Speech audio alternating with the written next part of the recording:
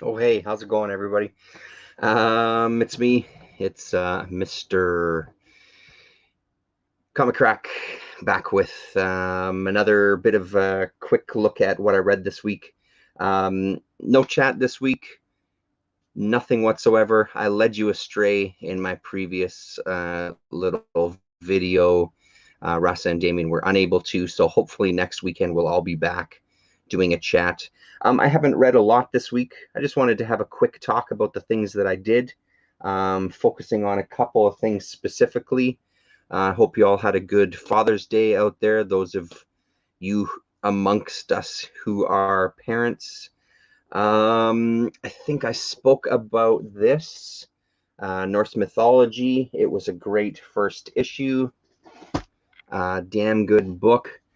Um, I ended up reading this Queen of Skulls, issue 1, volume 1, and I can't tell you anything that happened in it.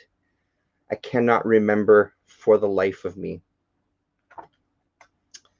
Some sort of queen, some sort of guy, some sort of fight, some sort of clang, clang, clang, some sort of business. I honestly can't remember at all. So that really, oh yeah, this Inez, this queen who was dead or something. Boy, oh boy. Well, that tells you, I guess, all you need to know about that one. Um, the thing that I enjoyed when I first looked through it, and then I read it and I didn't enjoy as much as I thought, and now I'm looking at it again and I kind of dig it again, is this really, really rough art. Incredibly rough looking. But on like a third look now, I'm enjoying it again. Some of the faces I'm not so crazy about, but I do like the kind of texture it gives to things with that really rough line. Hello, Gorvidal. I survived very well, thank you. It was a really good day. We had a good time today. Something that I started reading as I adjust. So on the Friday chat with Jared Osborne, Howler Mouse, Paulo Costa, and Scott, Jared was talking about Joe Sacco paying the land. So I found a copy at the bookstore that's just right up the road from us. They only had one copy in Gorilla Todd Comics. How are you? They only had one copy in stock, and we get a bit of a discount because we have a membership card there. So I think I saved almost $10 on it. I'm halfway through it, and I love it. This is a hell of a book. I watched an interview with Sacco from, I don't know, 7 months ago or so, just talking about this book. So basically, I haven't read a ton of Joe's work. Basically, he's a reporter, and kind of has done. Let's look here so we get the list of books correct. War Junkie, Safe Area, Gorazd, The War in Eastern Bosnia, Palestine, The Fixer, A Story from Sarajevo, Notes from a Defeatist, War's End, Profiles from Bosnia, Footnotes in Gaza, Days of Destruction, Days of Revolt, Journalism, and The Great War. So there's the list of the books that he's done. Um, but this one is really near to me, being, living in Canada. And this talks about the Indigenous peoples in Canada. It had started out specific to fracking and mining and the problems that had raised. And it turned into something a lot bigger he's talking about in this interview, and that I'm starting to discover here, talking a lot about colonialization, there's going to be talking about residential schools. We had some horrible news in the past few weeks, in the past month, I guess it was now, of 214 children found in an unmarked grave at a residential school. So residential schools and kind of day schools here in Canada, they finally closed, I believe, 1990, 1991. Forgive me if I've gotten those dates wrong, but not that long ago.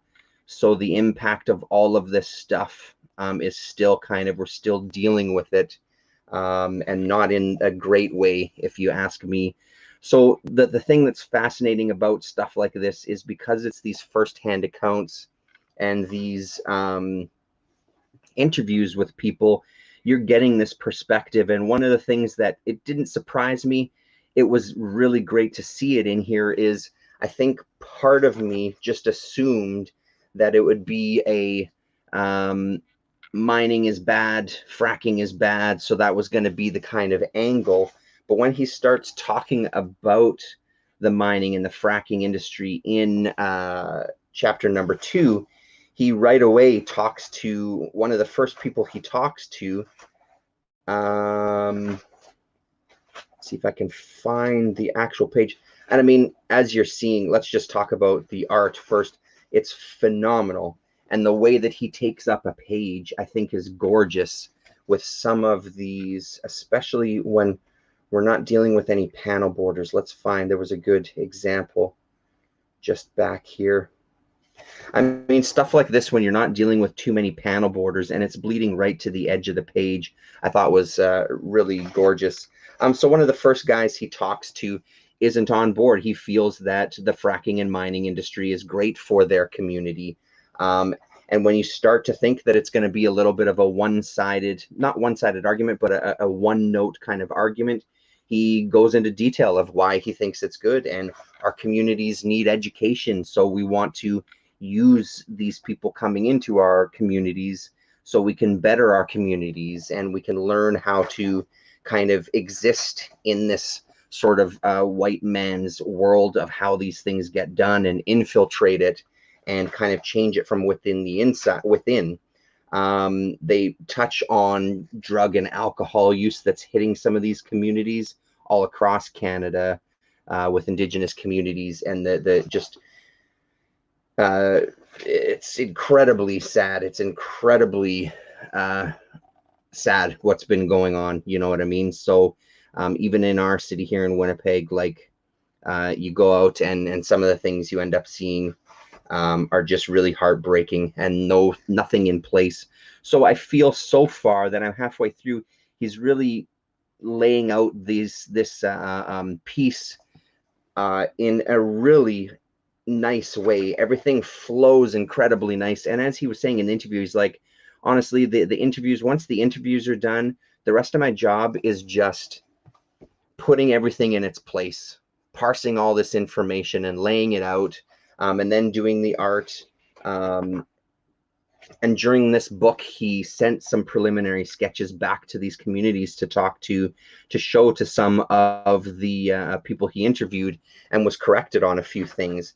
I guess he drew a line of huskies here, and in many places, and I guess he had them lined up side by side, and they said, that's not right, we don't do that. We have them in single file, so if you're going to draw something like that, make sure you put them in single file. So he got these notes on these corrections, and really interesting. So it's just such a complex book so far because there's so many things going on, and the part that I'm on now is kind of this disconnect from their culture that they're experiencing at this point in history, and how they kind of deal with that, how the elders are dealing with that, and how all parts of their culture have been almost monetized to a degree that even when somebody comes like a Joe Sacco, or people come to want to talk about their communities, to learn about their communities, in these communities specific that he's talking here, which is Northwest Territories, there's this expectation that they're going to get paid for their time in order to pass on this information. So, and just the wide range of people that they talk to throughout the book so far. Again, you're not getting a one-line kind of answer, or these answers that you feel like you're taken down a garden path with something where there's already a pre-existing treatise on this, and he has certain ideas, and all he's going to do is fill up the pages to kind of keep that going. It's really great to see that that's not the case. And the one thing that was consistent when he said when he was writing this book and when he was doing these interviews is it all came back to colonization and residential schools and alcohol and drug abuse and the kind of disintegration and losing of their culture. So it was really hard to have a conversation with somebody just on one point, because they would just naturally discuss it and it would go other places.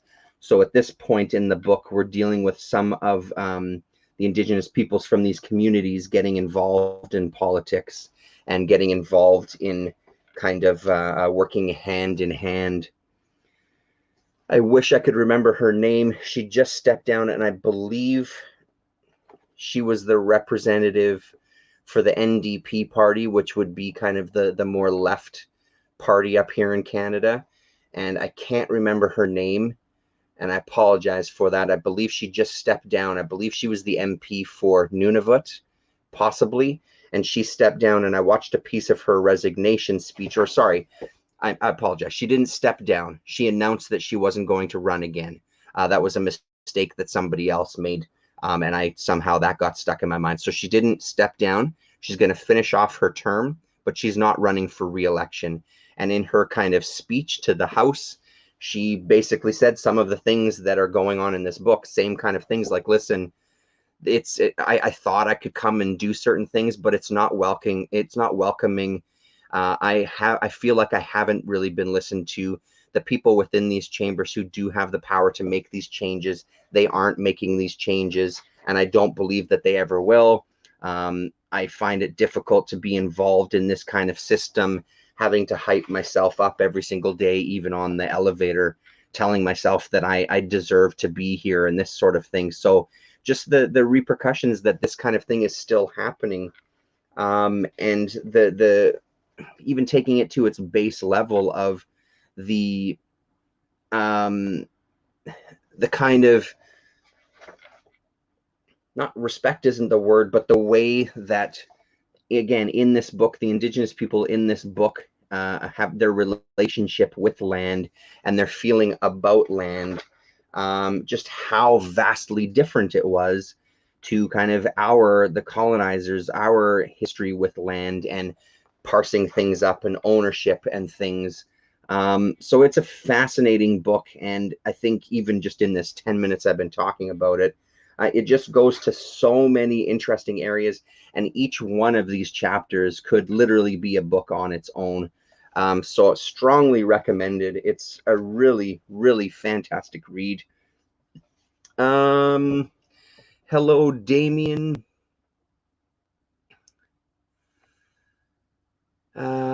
Gore. Remembered reads, a booktuber who reads comics, has been a Sacco fan for years. Damien is here. And yes, it's been a fascinating book so far. It's been a really enjoyable read. I'm reading it slowly because there's so much information in each chapter. I'm really trying to make sure that I read it slowly and digest what's going on there. Fracking in Texas has kept many small towns afloat, even though environmentally it hasn't been great. It's a catch-22 for many communities here. Yeah, so I don't know if you were around on YouTube at the time, but a friend of mine and myself, we went to a place in southern Saskatchewan called Estevan, and we worked building tanks, basically 120 foot high, 40 feet wide, and it was for the frack sand, so the sand that they use to inject into the earth. We went and got this job because film was really stale. Lillian had just been born, so we needed some money, and I went and worked in that industry for a bit. So even working in that industry and seeing the kinds of things that I did on a very, very micro scale, I mean, that town was the same, like you're saying, that was a pretty big part of that town, right? And just seeing what was happening with that small company that we worked with building these tanks, and kind of the things that were happening just within that company, thinking about that on a grander scale didn't make me feel really great. We lasted, I think we went for 3 rounds, 3 weeks each, living out there, so 6 weeks total building this tank. And afterwards I was just beaten up and couldn't wait to get back to to film. It was a little reminder of what it was like when I used to work in labor. So it was kind of a nice way to kind of go back and visit, to go, yeah, I made the right decisions. But just that, being in touch with that industry just that little bit, puts a bit of a different perspective on it. So yeah, Joe Sacco, Paying the Land, recommended.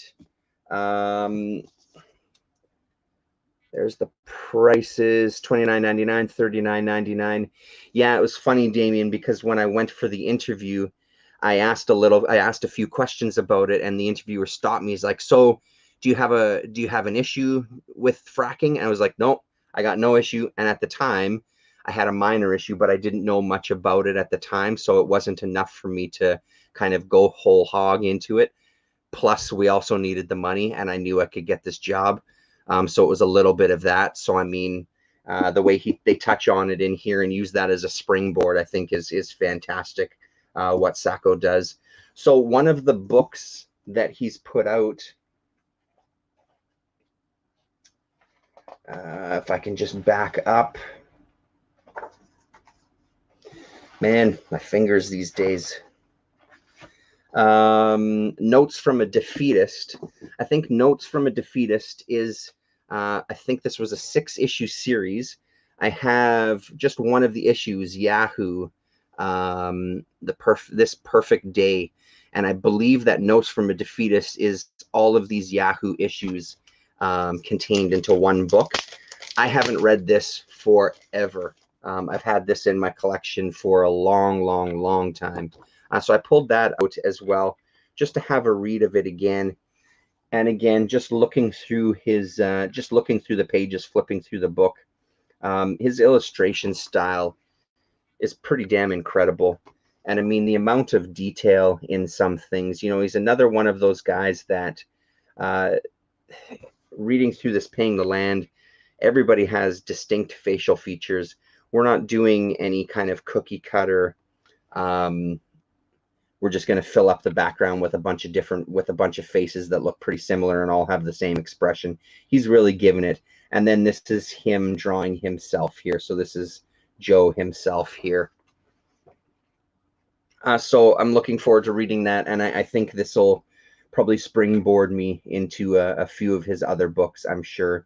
They all kind of, exist in many stores around town. Yeah, no, you're absolutely right, Damien. Those are a little intimidating for sure. Absolutely. So Yahoo is the name of that series, and like I said, a 5 or 6 issue series. So I'm really glad. Thank you very much, Jared. I thanked him on Twitter as well too, but I really appreciate that. I wasn't aware of that book, even though I've known about Sacco for a long time. I wasn't aware that book came out, and that's an incredible read so far. I also ended up picking up the, there's some bag likeness in there for sure. I also ended up picking up the first series of Doom Patrol as well. Howler Mouse was talking about it. Me and my wife and son watched the first 3 episodes last night, and it's fairly enjoyable, actually. There's some things that work, and there's some things that don't quite work.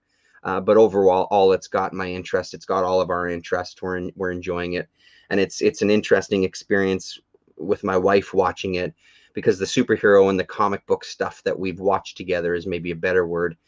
She has seen Ghost World at this point, and she really liked that. This is the second thing where she's like, it's so great seeing something like this, because it's different than the stuff we've watched and some of the things that they're talking about in this show and blah, blah, blah. And she just kind of had this moment of like, wow, this is pretty interesting, and unlike the Marvel stuff that we've watched. And I think that they really, because I haven't read all of his run. I've read a good chunk of it, probably 3/4 of it, and I enjoyed it. This so far seems to really keep that tone going to some degree. We'll see when it gets into kind of like, the Dadaist and that sort of thing, the art movements. But I think it was in the comic as well too, where early stages of the story, this key to another world was through a donkey, and all of that was just hysterically bizarre in this show. I don't remember. I'm pretty sure I remember. Cyborg had nothing to do with that Doom Patrol. They've put Cyborg into the Doom Patrol TV show. I guess I can sort of understand it, I suppose. It's not too distracting. I don't remember that being the case in the comics, though. Correct me if I'm wrong about that.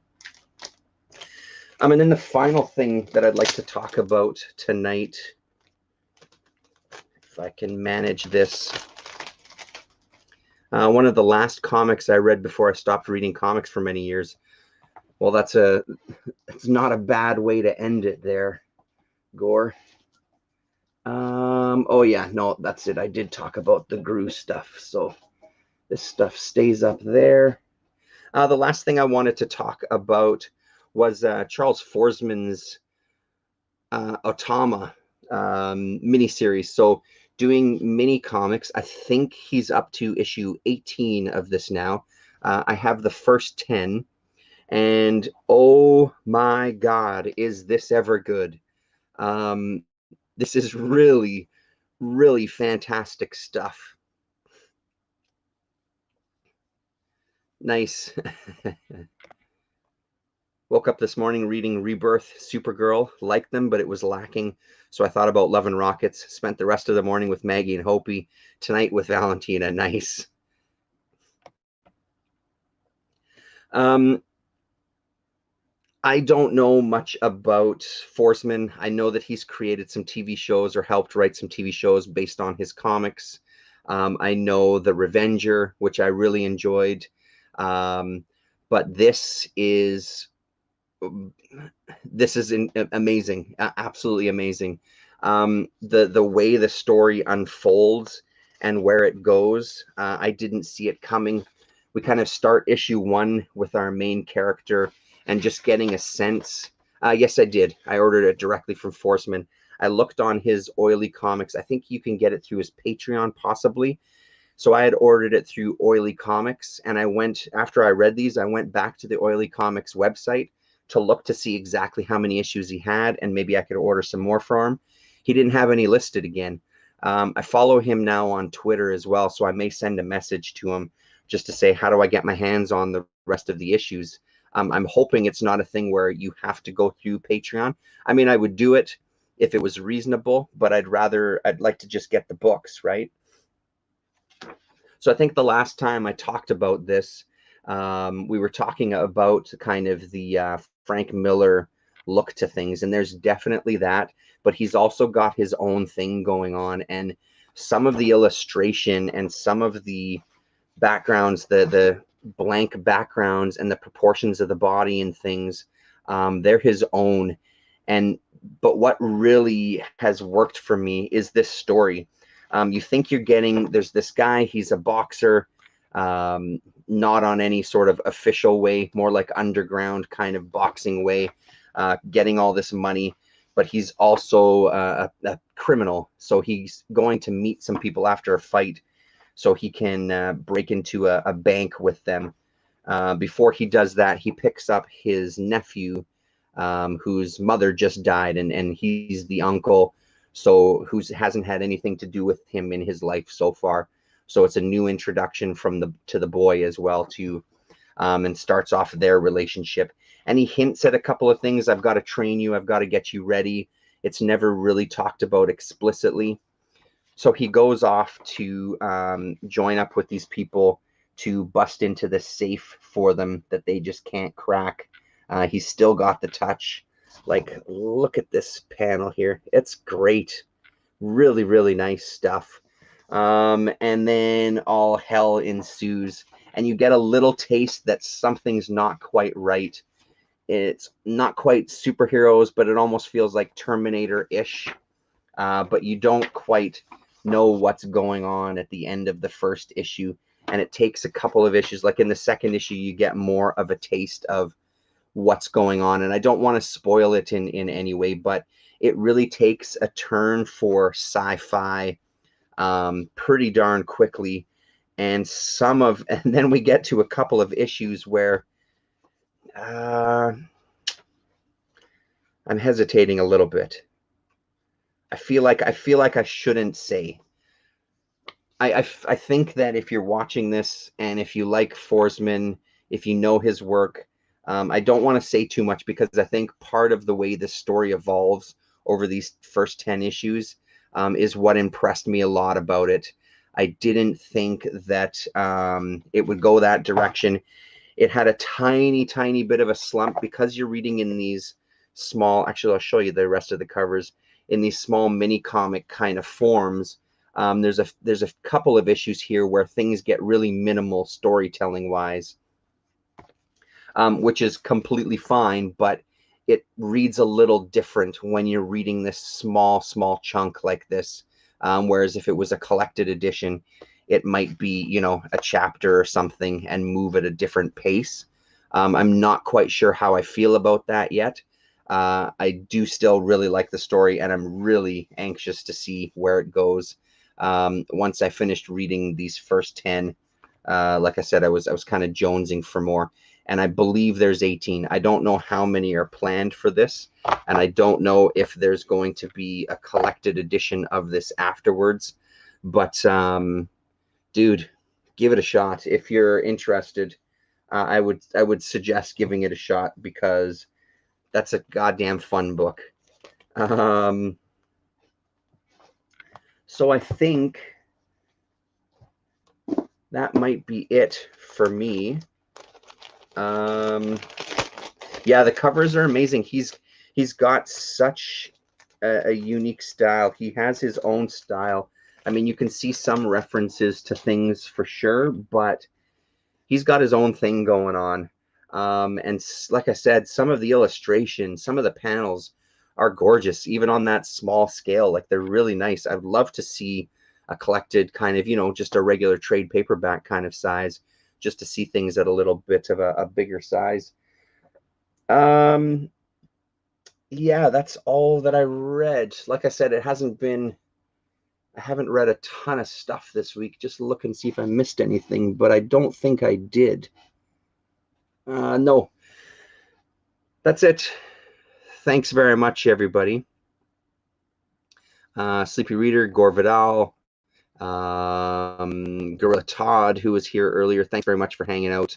And hopefully we'll see you on Sunday. Sunday. I watched the entire Sweet Tooth first season as well, too. And I'm keeping my eyes out. I guess Black Label, DC's Black Label, did a compendium, a soft cover of all 40 issues, 40 or 41 issues, 40 issues. So I'm going to kind of have a peek for that too, because that show has really got me interested in wanting to read the book. I think I've maybe read 1 or 2 issues in the past, but it wasn't something that I kind of kept up with. But it's a damn good show. If you haven't watched Sweet Tooth, give it a shot. One of those things that one of the chats I was watching recently, they were talking about the show and the book, and they said that they love the book. It's one of their favorites, and they love the show, which it seems like that's a pretty rare thing within comics that get translated to movies and TV. It feels like more often than not, if you've had quite an impact with a story, when they translate it to the screen, it just doesn't work. It doesn't capture that sense for you. They said even though the show is different from the comic, they still really like the show, thinking that it did a really nice job. And I mean, from the stuff that I watched, there was one episode that drove me nuts with this continuity. They're on a train. Episode 6 drove me a little nuts, but the rest of them really loved it. So give it a shot if you're interested, or if you're a TV viewer. Thanks very much, everybody, and we'll talk to you soon. Later.